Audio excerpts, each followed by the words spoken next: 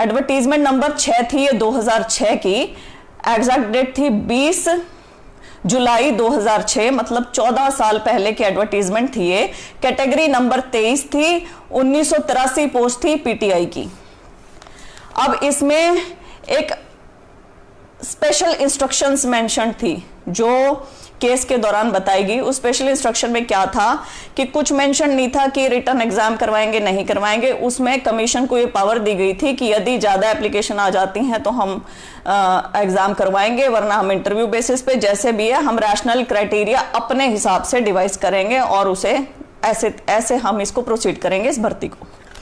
ठीक, 20,836 एप्लीकेशंस आ गई। 28/12/2006 को नोटिस आया कि 21 जनवरी 2007 को रिटर्न एग्जाम होगा और 100 एमसीक्यूज होंगे रिटर्न एग्जाम में। 200 नंबर के एक क्वेश्चन 2 मार्क्स का होगा और 25 होंगे इंटरव्यू के नंबर। 3 गुना कैंडिडेट्स को बुलाया जाएगा साक्षात्कार के लिए। राइट, यहां तक चल रहा है सब कुछ ठीक। एग्जाम हुआ 21 जनवरी 2007 को, लेकिन फिर पब्लिक नोटिस इशू हुआ 1 फरवरी 2007 को कि बहुत सी कंप्लेंट रिपोर्ट्स, माल प्रैक्टिसेस, धांधली व चीटिंग की रिपोर्ट्स आ रही हैं हमारे पास, इसलिए हम इस एग्जाम को रद्द करते हैं। अब सुनिए, तो एग्जाम कैंसिल हो गया। फिर 11 जून 2008 को दोबारा नोटिस आता है जिसमें रिटर्न एग्जामिनेशन दोबारा होगा, ये बताया गया 20 जुलाई 2008 को। लेकिन रिटर्न एग्जाम होने से पहले ही 30 जून 2006 को एक और नोटिस आता है कि कैंसिल कर रहे हैं हम, कोई रिटर्न एग्जामिनेशन नहीं होगा। अब ये दूसरी बार हुआ कैंडिडेट्स के साथ। चलिए, कमीशन एटलीस्ट आपको कन्वे कर रहा है कि वो क्या कर रहे हैं, तो as long as commission is conveying तो ठीक है। उसके बाद लेकिन रिटर्न एग्जाम नहीं हुआ। 11 जुलाई 2008 को कैंडिडेट्स को केवल इंटरव्यू के बेसिस पे शॉर्ट लिस्ट करने का आता है और क्योंकि एप्लीकेशंस बहुत ज्यादा है इसलिए 8 गुना कैंडिडेट्स को बुलाने का ये डालते हैं नोटिस। 2 सितंबर 2008 से 17 अक्टूबर 2008 तक इंटरव्यू करवाए जाते हैं। 1.5 साल बाद इंटरव्यू हो चुके, इंटरव्यू होने के 1.5 साल बाद रिजल्ट निकाला जाता है। 11 अप्रैल 2010 को रिजल्ट पब्लिश किया जाता है और रिजल्ट के अंत में लिखा होता है क्राइटेरिया फॉर सिलेक्शन, जिसमें होता है एकेडमिक मार्क्स आपके 60 हैं और इंटरव्यू के 30 नंबर हैं, मतलब कि टोटल 90 मार्क्स में से आपको अंक दिए गए हैं और अंकों के आधार पर 1983 पीटीआई का चयन हो गया। अब यहां से गड़बड़ स्टार्ट हो जाती है। जो पिटिशनर्स वो फटाफट कोर्ट जाते हैं, petitioner large number of petitions file हो जाती है हाई कोर्ट में, बहुत जबरदस्त वाली। तो एक पिटिशनर है संजीव कुमार, पिटिशनर नंबर 1, उनके साथ और केसेस ऐड होते जाते हैं। एंड अदर CWP नंबर था ये, सिविल रिट पिटिशन नंबर, जो सिंगल बेंच हाई कोर्ट में दाखिल होती है, उसका 15656/2010 2010 में ये फाइल हो जाता है। कुछ पॉइंट्स जो इसमें ये कैंडिडेट्स बोलते हैं वो ऐसे हैं कि कुछ कैंडिडेट्स को 25 से ज्यादा नंबर दिए गए इंटरव्यू में। कुछ कैंडिडेट्स के पास सर्टिफिकेट ही नहीं थे फिजिकल एजुकेशन के, हरियाणा एजुकेशन डिपार्टमेंट के द्वारा दिए गए या उनसे मान्यता प्राप्त, लेकिन फिर भी वे सिलेक्ट हो गए। एक बार क्राइटेरिया जो कमीशन ने दे दिया तो उसे बीच में चेंज क्यों किया गया, ये शायद इनकी कुछ वो हो, अपना डिजायर्ड रिजल्ट पाने के लिए इन्होंने किया हो। पिटिशनर नंबर 1 ने यह भी कहा कि 62 कैंडिडेट सिलेक्ट हुए टोटल यमुनानगर डिस्ट्रिक्ट से, तो 62 कैंडिडेट्स में से 61 कैंडिडेट्स के नंबर पिटिशनर नंबर 1 से, जिसने केस फाइल किया है, उनसे कम थे एकेडमिक क्वालिफिकेशन में, लेकिन फिर भी उनका चयन हो गया और इनका नहीं हुआ क्योंकि इनको बहुत कम नंबर दिए गए इंटरव्यू में, केवल 8 नंबर दिए गए हैं शायद, और उन्हें फेल कर दिया गया। क्राइटेरिया बार बार चेंज किया गया ताकि अपने फेवरेट लोगों को अंदर ले सकें, और 25 मार्क्स का इंटरव्यू 30 का कैसे हो गया, ये कुछ पॉइंट्स थे उसके अंदर। उसके बाद क्या हुआ कि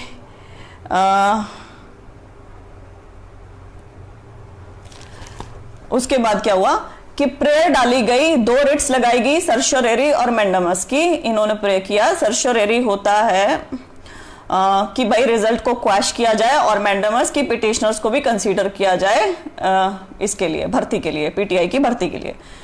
सिलेक्टेड कैंडिडेट्स को भी पार्टी बना लिया गया। यहां पर अब 11 सितंबर 2012 को सिंगल बेंच का ऑर्डर आता है, सिंगल बेंच रिजल्ट को क्वैश कर देता है, मतलब कि रिजल्ट को रद्द कर देता है और कहता है दोबारा भर्ती करो, जिसके खिलाफ HSSC चली जाती है, कुछ सिलेक्टेड कैंडिडेट चल जाते हैं डबल बेंच में हाई कोर्ट के। LPA नंबर है 1594/2012 और वहां भी बहुत सारी दलीलें वगैरह सब कुछ होती हैं, लेकिन डबल बेंच सिंगल बेंच के ऑर्डर को अपहेल्ड कर देता है और वो भी रिजल्ट को क्वैश कर देता है। इसके बाद रिजल्ट क्वैश हो गया।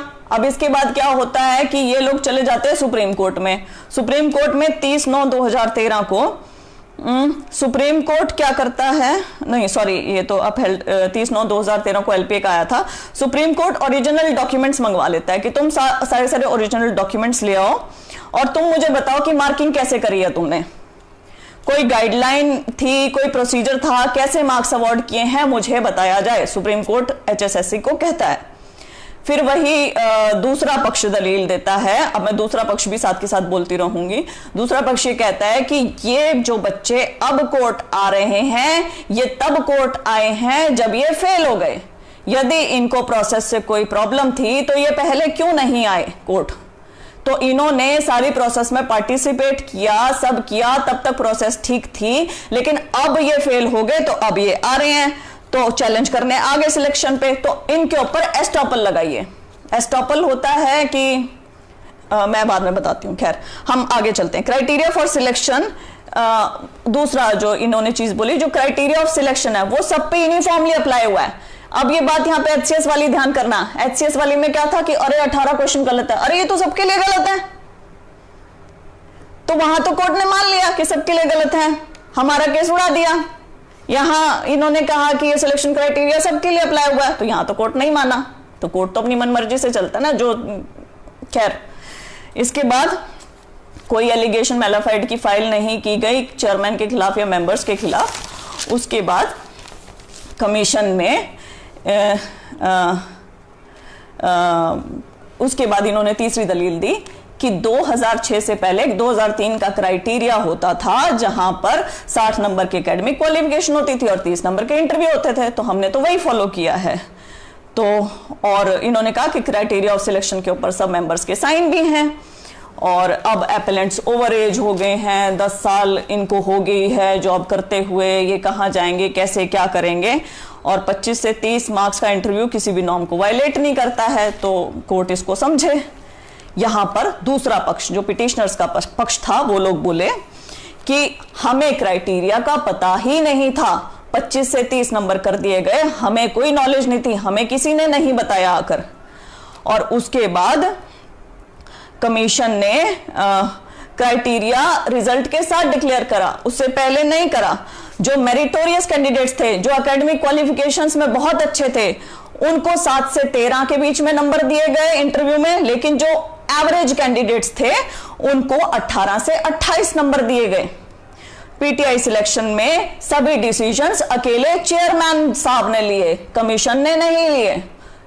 तो यहां पर जो लर्नेड काउंसिल ऑफ कमीशन था उन्होंने कहा कि 2013-3 में भी एक क्राइटेरिया लागू था और अब तो सर हम कुछ कर भी नहीं सकते, आगे इनका एग्जाम भी नहीं ले सकते, क्योंकि ये जो PTI का कैडर है ये तो डाइंग कैडर है। अब हमने PTI को चेंज कर दिया है TGT फिजिकल एजुकेशन में और इनकी क्वालिफिकेशन भी चेंज कर दिया, मिनिमम क्वालिफिकेशन हमने ग्रेजुएशन रख दिया। अब हम क्या करें। और साथ में उन्होंने कहा कि 1496 कैंडिडेट्स ऐसे हैं जिनके हाई मार्क्स थे एकेडमिक्स में, जो कि 10% ही है टोटल, और उनमें से बहुत कम लोगों को 20 से 27 के बीच में नंबर मिले हैं जो सिलेक्टेड भी हैं। खैर, तो हाई कोर्ट किस बेसिस पे कह रहा है कि 90% जो उनसे पुअर एकेडमिक रिकॉर्ड वाले थे उनको ज्यादा मिल गए। कोर्ट ने इसको सेट असाइड कर दिया। सुप्रीम कोर्ट ने फिर कहा कि हम चलते हैं बेसिक्स के ऊपर कि HSSC कैसे बनी, क्या रूल्स हैं इसके, चलो उसकी बात करते हैं।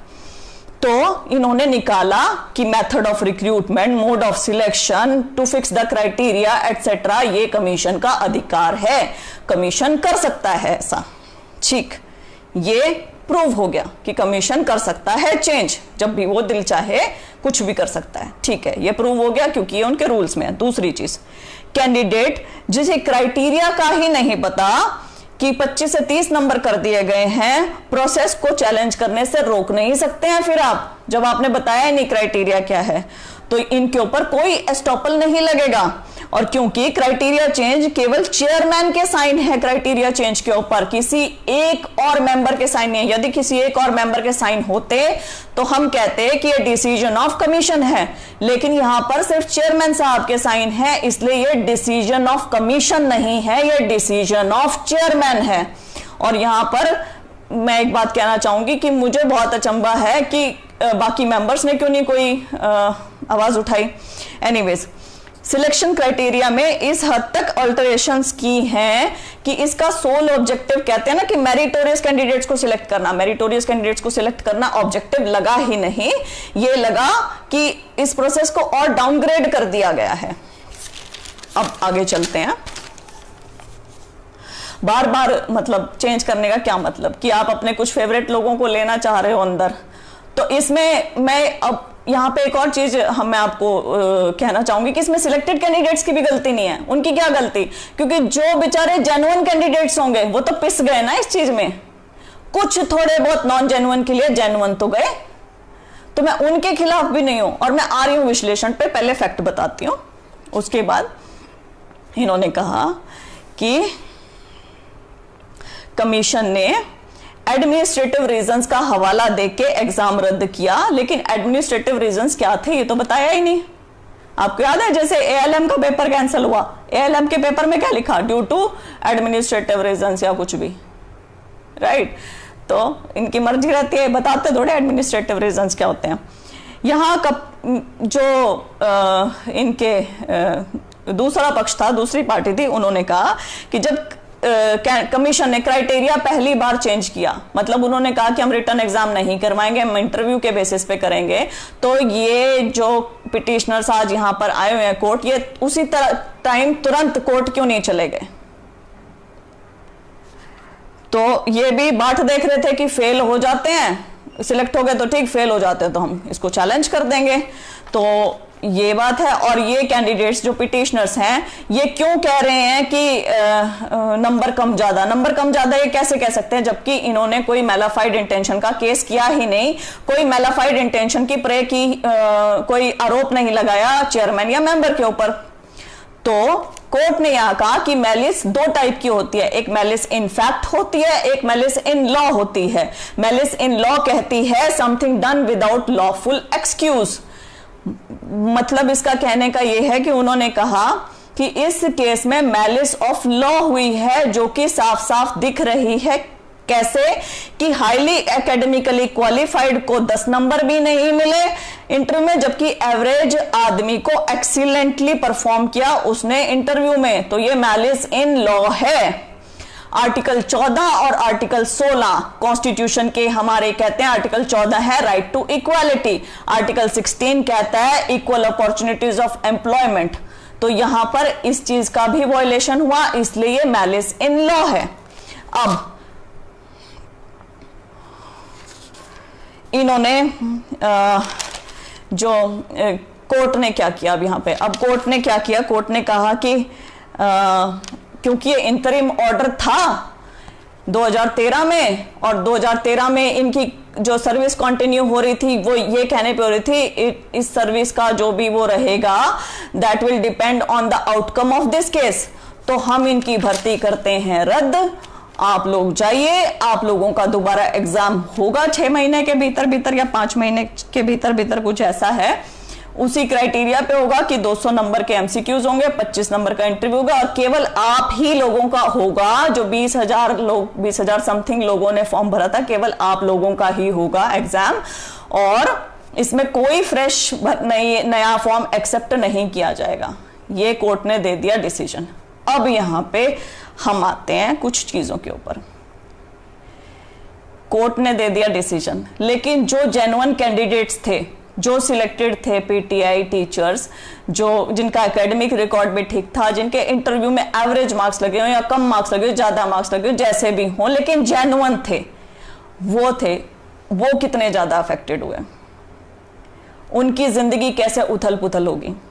जो पिटिशनर्स थे, जो योग्य थे, जिन्होंने केस किया, जो इस पीटीआई टीचर लगने के लायक थे, जिन्हें बाहर रखा गया, उनकी जिंदगी के 10 साल कैसे खत्म हो गए, उथल पुथल हो गई जिंदगी। कितना मतलब यहां पे दो चीजें जो उभर के आ रही हैं वो ये है कि कमीशन कुछ भी करता है, सरकार उसके ऊपर कोई रोक टोक ही नहीं लगाती, कोई पूछने वाला नहीं है, कुछ करने वाला नहीं है। दूसरी चीज, हमारा जुडिशियल डिले कितना ज्यादा है। यहां तो 10 साल में फैसला आ गया, जिंदगियां खत्म हो जाती हैं, फैसले नहीं आते। अब यहां पे सुप्रीम कोर्ट ने यह भी कहा कि कोई रिफंड सैलरी की करने की जरूरत नहीं है, कुछ नहीं है। लेकिन यहाँ पे 2-4 बड़ी प्रैक्टिकल सी चीजें आ जाती हैं कि जिन 48 से 50 लोगों की बता रहे हैं कि मृत्यु हो चुकी है, पीटीआई जो टीचर्स थे, उनकी ग्रेच्युटी, उनकी जो फैमिली उनके क्या कहते हैं पेंशन वगैरह पे पल रही होगी, उनका क्या होगा। बड़ा ही ये ना ह्यूमैनिटेरियन एंगल से सोचा नहीं गया। मुझे ऐसा लगता है कि इसमें क्या होना चाहिए था कि 25 से अधिक जिसके भी अंक लगे हैं उसे तुरंत हटा देना चाहिए था, क्योंकि उन्हीं के लिए तो क्राइटेरिया चेंज हुआ है। मतलब वो लोग तो पक्का वही लोग थे ना जिनको लगाना था, जिनके लिए क्राइटेरिया चेंज हुआ और जिनके लिए योग्य पिटिशनर्स बाहर बैठ गए।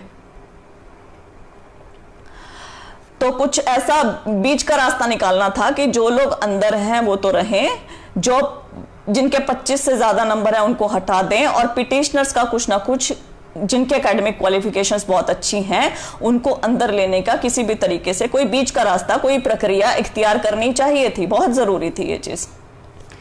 एनीवेज, इसके आगे बहुत सारे सवाल उठते हैं। बहुत सारे लोग पूछते हैं कि अभ्यर्थियों को सजा क्यों दी, जिन्होंने करवाया है एग्जाम उनको क्यों सजा नहीं मिली।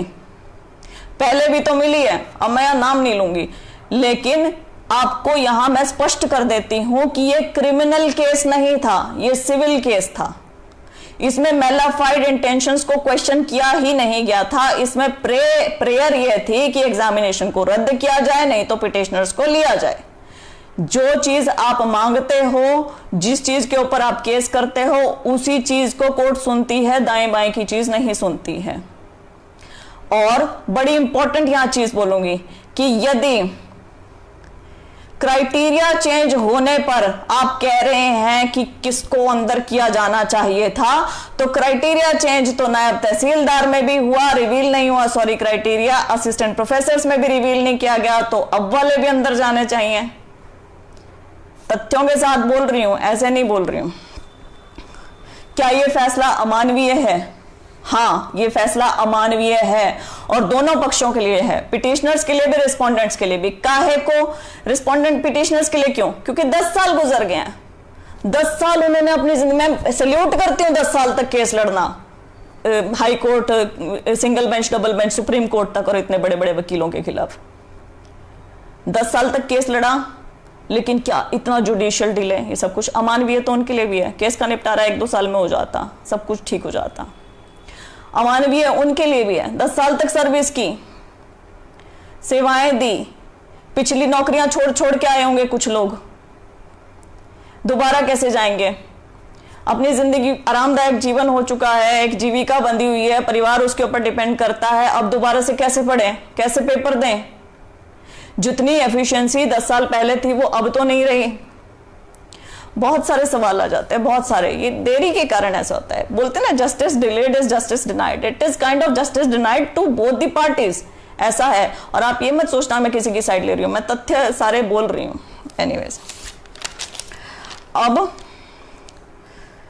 हम आते हैं, अब मैं इसका पूरा का पूरा कॉपी